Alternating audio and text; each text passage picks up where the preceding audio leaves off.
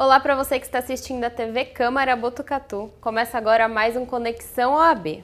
E o programa hoje é um pouquinho diferente, a gente vai trazer o assunto para dentro da Câmara Municipal. Hoje a gente vai falar do processo legislativo, que é essa questão de elaborar, criar, votar leis, e é nada mais importante para você cobrar o político que te representa e também entender como que funciona a política e o legislativo. Quem está aqui com a gente hoje é o servidor concursado aqui da Câmara, é o procurador jurídico da casa, Paulo Coradi Filho. Tudo bom? Tudo bem, é um prazer estar aqui. Primeira vez que a gente tem um servidor aqui nas nossas entrevistas, um momento legal também, né?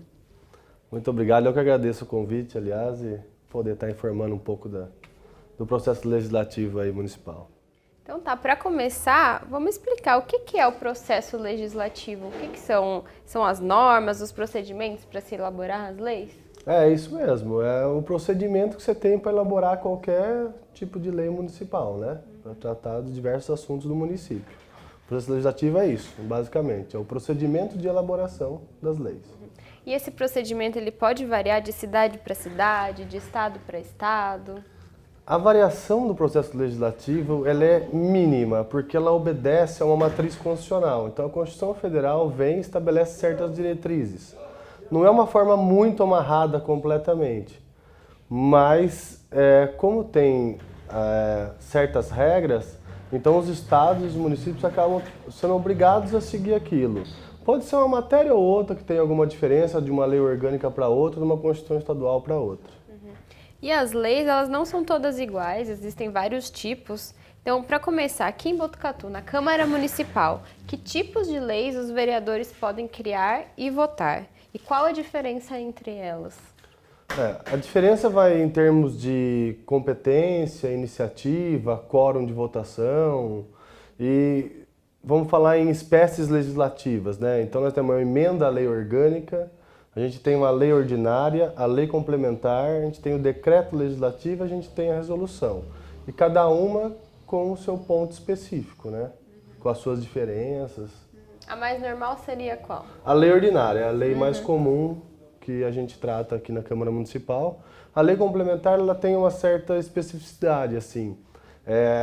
A maioria dos assuntos tratados por lei complementar são de competências privativas do prefeito, só o prefeito pode fazer esse tipo de lei. Temos emenda à lei orgânica, que é um processo um pouco mais diferente, um pouco mais... o quórum muda, então a aprovação, maioria qualificada, 2/3. Pega a lei ordinária, aprovação, maioria simples. O que é maioria simples? Maioria simples é a maioria dos presentes, dos vereadores presentes à sessão. E tem a lei complementar, que é a maioria absoluta. Essa maioria absoluta é a maioria dos membros dos vereadores da Câmara, entendeu? Não dos presentes. Do total de 11, você precisa de pelo menos 6 votos. Aqui na Câmara isso não faz tanta diferença, mas quando a gente pensa no Congresso, que são muitos que estão lá, que podem estar lá, ou é o número total, isso muda bastante, né? Muda até no Congresso também segue essa mesma diretriz que eu te falei da Constituição Federal que estabelece. E no Congresso a gente tem a maioria qualificada do Congresso é um pouco diferente da municipal. Que lá no Congresso, para uma emenda à Constituição Federal, são 3/5, também em 2 turnos de votação. Aqui na Câmara, até esqueci de falar, é isso aí também. Então são 2 turnos de discussão, não basta só uma vez. E a maioria do Congresso também é absoluta, mais da metade dos membros, maioria relativa, mais da metade dos presentes à sessão. A gente falou dos tipos aqui da Câmara Municipal, de leis que são votadas, e no Congresso Nacional, para a gente fazer um paralelo. São basicamente as mesmas. A medida provisória, por exemplo, é uma lei que não passa pelo Congresso, ela vai passar posteriormente, é uma medida urgente, que ela é editada pelo Presidente da República e depois ela vai para apreciação do Congresso Nacional. Mas fora elas, as leis são normais, orgânica, lei ordinária, lei complementar, emenda à Constituição, essas leis. E dessas todas, a emenda constitucional seria a mais complicada, vamos dizer assim, a mais elaborada? Por tratar de um assunto constitucional, ela é da essência dela mesmo, ela ser um assunto mais importante, mais relevante. E o fato da aprovação dela, né? Então é aquele negócio, é uma segurança jurídica, você ter que modificar uma Constituição por 3/5 dos membros do Congresso. Então isso aí dá uma segurança, porque se ela tem o status de norma de Constituição, é porque eles não querem que isso seja mudado tão fácil mesmo, entendeu? Diferente de uma lei que a mudança é mais tranquila quanto a isso. E vale até esclarecer, o Brasil é um país que faz muito dessas emendas constitucionais? A gente está na emenda, salvo engano, em torno da emenda 90. A gente fez a reformulação o ano passado, se eu não me engano, setembro ou outubro, da nossa lei orgânica, que respeita muitos princípios da Constituição. Então, cada emenda constitucional lá, a gente também, em tese, teria que mudar aqui a nossa lei orgânica. E eu fui o responsável dessa parte de atualizar, né, a nossa lei orgânica. Salvo engano, em setembro ou outubro já estava na emenda constitucional 92. Então, são bastante emendas que tem e acaba sendo um processo assim. O fato da nossa Constituição ser muito grande, né, ser muito vasta, isso acaba tornando muitos assuntos previstos pela Constituição, então tendo que ser muitas vezes modificada, né? Mesmo a Constituição sendo recente, né, comparado com outros lugares. É uma Constituição de 88, né? Mas é uma Constituição das mais modernas e mais garantidoras de direitos fundamentais e garantias do mundo. A Constituição brasileira é uma Constituição muitas vezes até copiada por outros países, é uma Constituição que veio num período pós-ditadura, né? Então que ela tem um viés de garantia de direitos fundamentais muito grande. Então é que chamada de Constituição Cidadã, né? E você até falou um pouco já, mas só para esclarecer um pouco melhor, que como os tipos de lei são diferentes entre si, os processos por quais elas passam também mudam um pouco, por exemplo, da votação, né? Às vezes a gente ouve falar que a maioria do Congresso votou favorável a tal matéria, mas ainda assim não foi suficiente para aprovar, que é o que acaba entrando na questão dos quórums que você... Isso. Então, podia explicar um pouquinho como que é essa parte? Para você aprovar uma lei, primeiro, você tem que estar com um clima político muito favorável, você tem que ter várias bancadas a favor, isso tanto no município quanto no Congresso Nacional, né? Então, assim, por exemplo, uma reforma trabalhista, uma reforma previdenciária, ela vai mexer em certas bases do direito do trabalho, do direito previdenciário, que são previstos na Constituição. Então, para você mudar essa matéria, você vai precisar de 3/5. Então, 3/5 já é maior que metade. Então, não adianta a maioria votar a favor, sendo que o quórum é 3/5. E por esse fato, então, é que sempre eles esperam aquele melhor clima para votar uma emenda à Constituição, ou às vezes fazem, muitas vezes, na calada da noite, sabe? Então, são certos assuntos que você tem que estar bem conectado, estar bem ali com a base para você pôr em votação um negócio desse. Porque também, se rejeitar uma lei dessa, ela só pode daqui a um ano voltar a tramitar, entendeu? Então há um processo, você não pode toda hora querer aprovar a mesma lei. Então tem um prazo dela que ela poder voltar para ser apreciada também. E esses trâmites têm prazos e tudo mais? Tem que passar. Toda lei passa por uma comissão de Constituição e Justiça, independente se é lei estadual, federal ou emenda à Constituição. Essa comissão é a comissão fundamental em qualquer lugar, Congresso Nacional, Câmara Municipal. E tem as comissões temáticas, né? Comissão de Saúde, Educação, Meio Ambiente, Transporte, Obras. Então tem diversas comissões. Então tem muitas leis que tratam de diversos assuntos e passam por 2, 3 comissões. Cada comissão tem seu prazo, por exemplo, sabe? E já que você entrou esse assunto sobre o papel das comissões, como que acontece essas discussões das comissões? Para que elas servem? Qual que é a funcionalidade delas? Eu vou até dar uma resumida rápida do processo legislativo aqui da Casa, por exemplo. Então, o processo ele é recebido aqui pelo presidente da Câmara, né? A maioria das leis acabam vindo de competência do prefeito, né? E algumas leis também são de vereadores, da Casa mesmo, da própria comissão. Então, ele recebe, ele repassa esse projeto de lei para o jurídico, no caso eu que faço essa função aqui na Casa, para dar um parecer jurídico. Nesse parecer jurídico, a gente vai analisar a lei orgânica nossa, nosso regimento interno, as leis municipais, as leis estaduais, as leis federais, Constituição Estadual, Constituição Federal. Você faz uma análise geral para ela sobre a viabilidade daquela lei. Muitas vezes, se uma ilegalidade é muito flagrante, assim, muito clara, o presidente muitas vezes não pode nem receber isso. Então, às vezes ele mesmo pode indeferir já de cara ou pode consultar o jurídico para isso. Aí, passando do parecer do jurídico, volta ao presidente que tem 3 dias úteis para encaminhar para as comissões. Geralmente a Comissão de Constituição e Justiça é uma das primeiras a falar. Tem Comissão de Finanças também, que fala em qualquer assunto que tenha gasto público. E é mais ou menos...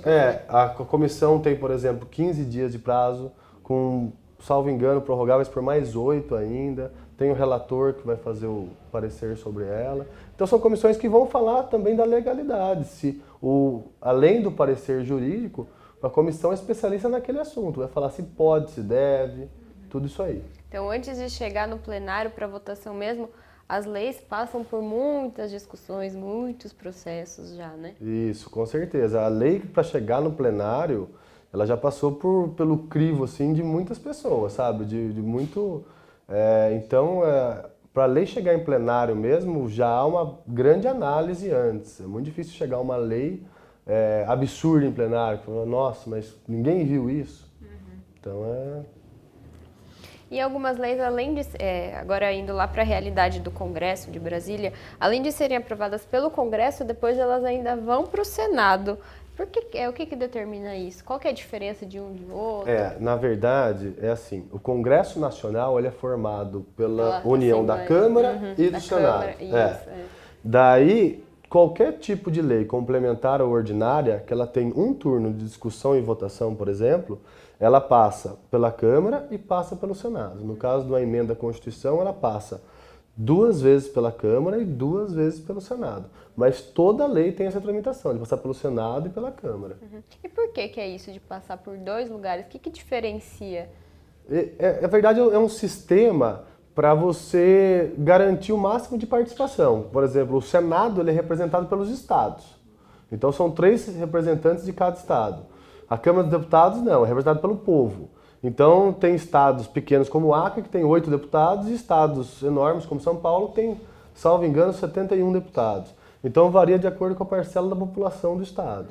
Então, é para dar um crivo maior. A representação dos estados, a representação do povo, o Brasil, por ser uma forma federativa de governo e tal. Então, é um sistema para garantir mesmo a participação, entendeu? Quanto mais, melhor, né? Isso. E agora, ainda mais, não é muito comum aqui, acho que em Botucatu, a gente vê isso mais lá em Brasília. Às vezes a gente vê algumas leis serem aprovadas com extrema agilidade e outros projetos que ficam na gaveta por muito tempo. Quais fatores ou procedimentos determinam esses prazos? Olha, isso vai variando também através do trâmite do processo legislativo, mas aí vai muito do fator político, do interesse político, do clamor da sociedade, no caso. Eu lembro bem o exemplo que o pessoal usa bastante, quando a Daniela Pérez foi assassinada, o crime de sequestro virou crime hediondo da noite pro dia, uma coisa assim, sabe? Não estava na lista do começo da lei. A lei, se eu não me engano, é de 90, isso não foi em 92, 94, alguma coisa assim. E do noite pro dia, porque tomou uma repercussão nacional tão grande o sequestro dela, e depois mataram ela, e que chocou o Brasil. O que os deputados, senadores fizeram? Falaram, vamos transformar isso aqui num crime hediondo. Porque é um absurdo o que aconteceu com ela, de uma forma de querer prevenir, entendeu? De punir de uma forma mais severa aquilo. Então depende do clamor da sociedade, depende do interesse, que nem o fato do Brasil estar passando por uma crise econômica, a reforma trabalhista, a reforma previdenciária, são vitais para uma certa amenização da situação econômica do país. Tem a discussão do molde que está sendo feito ou não, tal, mas que são reformas que têm que ser feitas, não tenho dúvida nenhuma. Depende do que querem mudar, dos direitos que querem tirar, do que querem amenizar, sabe? Mas então depende da situação. Uma reforma política, por exemplo, ela é vital para o Brasil há muitos anos. E até agora? E até agora nada, né? Então por quê? Porque eles mesmo não querem tirar direito deles. Então é duro você acabar legislando contra você. Então depende de um clamor muito grande, depende da sociedade mesmo impor uma certa pressão nos políticos para isso acontecer, né? São fatores bem subjetivos. Isso, que não depende muitas vezes do executivo, né? Porque o executivo ele pode ter iniciativa, mas se não passar para aprovação do legislativo, não tem o que fazer. Então, pode até ter um candidato à presidência que venha prometendo tudo isso, o que ele pode, no máximo, é propor aquilo. Mas muitas vezes, se ele não tiver a base ali para aprovar... Isso até porque as pessoas às vezes esquecem da importância do legislativo, né? Que no fim quem faz as leis mesmo é quem está no legislativo, seja municipal, seja do Congresso, né? E quem aprova todas as leis de iniciativa do Executivo é o Legislativo, e o Legislativo também tem diversas prerrogativas, diversas competências em outros âmbitos. E agora explicar também alguns mecanismos que acontecem bastante, que são os pedidos de adiamento, pedidos de vista. Como que eles funcionam e para que servem? Na verdade é quando, de repente, a matéria não está muito bem assim acordada entre os vereadores, há alguma divergência em certos pontos, há alguma emenda a se fazer e, de repente, não tem o quórum para aquilo. Então, diversos problemas que acontecem, que muitas vezes eles acabam sendo só percebidos no plenário, na hora da votação, isso é um recurso que tem para você. Muitas vezes voltar, esperar uma próxima sessão, 2 ou 3, para poder consertar, poder emendar e fazer a lei da maneira mais correta, né? Então tem o pedido de adiamento, que é um pedido que pode ser feito por qualquer vereador e depende de aprovação do plenário, né? O plenário pode aprovar ou não. E tem o pedido de vista, que é um pouco diferente. O pedido de vista, o primeiro pedido de vista, ele é obrigatório a ser dado. Então, ele independe do presidente decidir e independe do plenário. Então, é o que ocorre bastante, sabe? Cada partido político tem direito de fazer um. Mas só o primeiro, ele não é obrigado a ser aprovado pelo plenário. Se for feito pedido de vista, é obrigatório suspender a votação naquele momento. Isso ocorre bastante aqui. Pede adiamento, não é aprovado, acaba pedindo vista. Então, é um recurso que tem, porque é um fato, o pedido de vista ele não pode ser negado o primeiro. Então, um primeiro adiamento, entre aspas, a gente fica sempre sujeito a isso. É obrigatório ser acatado. E sobre a autoria das leis? Aqui na Câmara de Botucatu, você já citou que a maioria vem do Executivo, os vereadores também podem fazer, mas também tem alguns casos que a população pode ser autora, é verdade? É isso mesmo? É isso mesmo. Na verdade, tem alguns assuntos mais específicos, plano plurianual, lei de diretrizes orçamentárias, estatuto de servidor público, código tributário, atribuições de órgãos de administração, tipo de secretarias. Essas são leis privativas do Executivo, só o prefeito pode mandar. Mas tem outras leis que também é de competência dos vereadores e das comissões. E é bom deixar claro, e isso é um equívoco que muitas vezes a gente vê acontecendo, que a iniciativa popular, que é feita no caso de lei por 1% da população e no caso de emenda à lei orgânica por 5% da população, do eleitorado, na verdade, que é uma coisa um pouco diferente, ela só pode ser feita nas matérias que são de competência do vereador. Então, essas competências privativas do chefe do executivo, ela não pode ser feita através da iniciativa popular. Então, isso aí é um grande equívoco. Então, qualquer projeto que gere gasto público, qualquer projeto que trate de atribuição de secretarias, atribuição do governo, ela não pode ser feita por iniciativa popular. Então, é uma questão bastante delicada que as pessoas têm que tomar um certo cuidado, que vira e mexe a gente vê arrecadar assinatura, sabe, para certos projetos que a população não pode ser autora. Entendeu? E aqui são poucos os casos que ocorreu a iniciativa popular nos projetos de lei, né? Olha, eu tô aqui na casa há 1 ano e meio e teve um caso de reconhecer o catador de material reciclável como agente ambiental. Há 6 meses, 9 meses atrás, mais ou menos. Tinha um outro caso, salvo engano, de uns 10 anos atrás, mas não lembro nem se chegou a virar lei. Se eu não me engano, algum vereador pegou e já fez a lei de cunho próprio mesmo, sem. Mas, pelo que eu sei, assim, do histórico da casa, eu acredito que foram esses 2 casos até então. E quais são as outras formas da população ser ouvida, participar do processo legislativo? Então tem a iniciativa popular, né? Que é o fato de colher assinatura e tal, para um projeto de lei. Tem o plebiscito, o referendo, em 92, 93, salvo engano, foi feito aqui no Brasil para escolher entre o presidencialismo e o parlamentarismo, entre monarquia e república. E plebiscito, referendo, iniciativa popular, a gente tem as consultas públicas e audiências públicas. Então é uma forma também da população acabar participando de diversos temas que muitas vezes aqui na casa a gente abre para audiência pública para discutir, ouvir um lado, ouvir outro, né? E a internet tem ajudado nesse sentido também, né? Bastante. Principalmente nas consultas públicas, as pessoas podem opinar através da internet.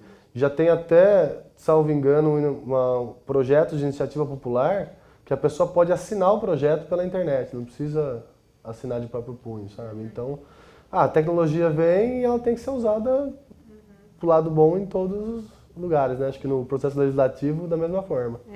E vale destacar que o processo legislativo permite que o texto inicial da lei, até por todo esse processo de passar por comissões, pelo jurídico, etc., seja, independente da autoria de quem for o projeto, esse texto seja mudado.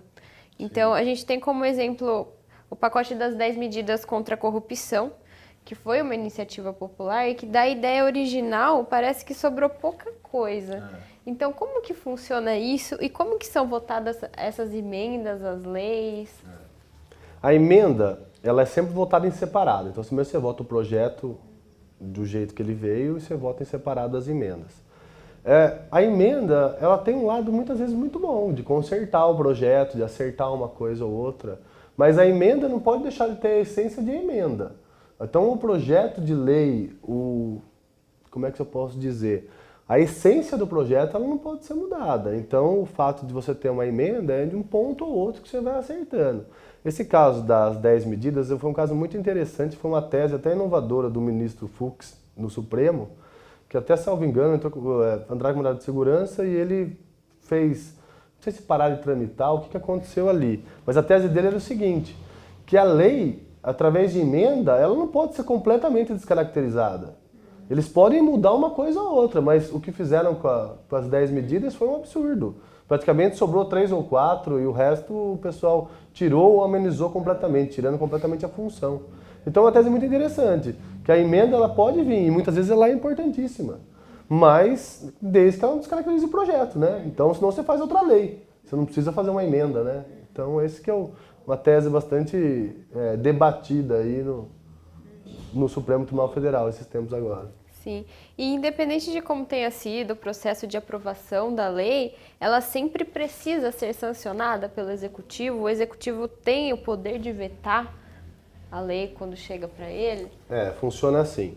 A sanção e o veto são normais a todas as leis, salvo emenda à lei orgânica e emenda à Constituição, que essa não precisa da sanção. E o presidente pode sancionar parcialmente também, sabe? Não precisa sancionar a lei inteira ou vetar. Ele pode sancionar parte dela também. Quanto ao veto, é uma coisa assim, a gente fala que é o sistema de freios e contrapesos, sabe? Um faz a lei, o outro aprova, o outro...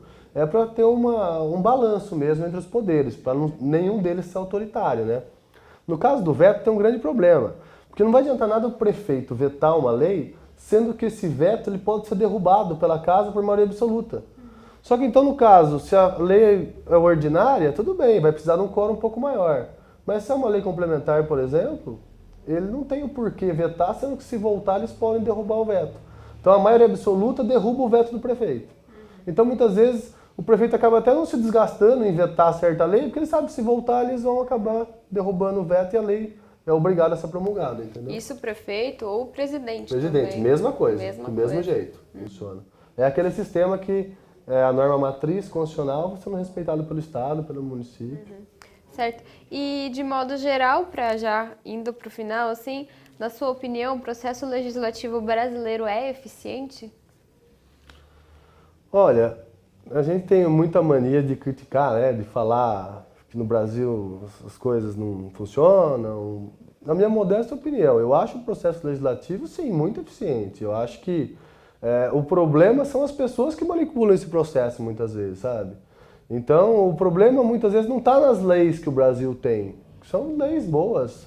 O sistema eleitoral mesmo do Brasil é um dos mais modernos do mundo. O problema está em quem aplica. Então, como é que falar... O exemplo básico do juiz Sérgio Moro, ele está aplicando lei que já existia há muito tempo. O Código de Processo Penal nosso de 1940. Então são leis que... Então será que só ele enxergou para aplicar certas coisas? Não é por aí. Então o problema está em quem aplica, em quem manipula aquilo lá. Eu acho o processo, sim, bastante eficiente. Ele pode ser célere, ele pode ser bastante produtivo em prol da sociedade mesmo, de isso contribuir para a população de uma maneira geral. E para a população, então, quais são as maneiras mais efetivas de acompanhar o que os legisladores estão fazendo e também dar suas opiniões sempre que for cabível? Como fazer isso? Olha, as pessoas podem acompanhar a sessão da Câmara, por exemplo, participar das audiências públicas. Existe a gente fala, uma ferramenta constitucional muito interessante que é o direito de petição. O direito de petição é um direito de todo cidadão pedir informação do poder público, o que está acontecendo, o que não está acontecendo, o que está tramitando, de certas informações que são públicas. Tem a lei da transparência, uma lei um pouco recente, mas que já deu bastante... Hoje, qualquer servidor público é obrigatório saber quanto ele ganha, do jeito que ele recebe, saber todos os contratos que a prefeitura firma, que a Câmara firma, as licitações que estão acontecendo.